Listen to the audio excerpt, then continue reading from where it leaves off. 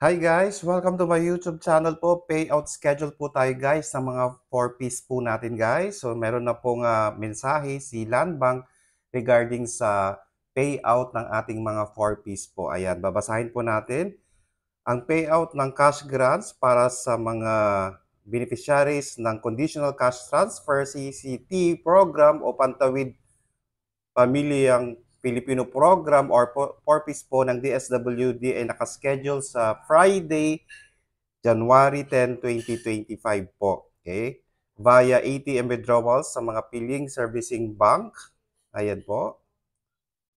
And ito po ang mga payroll schedules ng mga rehiyon. P5 2022 RCCT 1 CBS regular for initial regular.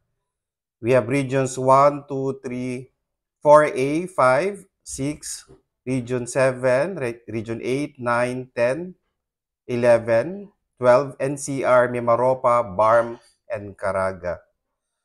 P5 2024, additional 4Ps, L3HHS, 1 CVS regular. We have region 8. Okay. P4 2022 RCCT1 CVS regular for initial regular 13 payrolls for HHS under code 14. We have regions 11 regions 3, 4A, 5, 6, regions 7, 8, 9, 10, 11, 12, NCR, Mimaropa, and BARM. And P4 2022 additional 4-piece, L3HHS, 1 CVS regular. So we have regions 8, 9, 12, and BARM.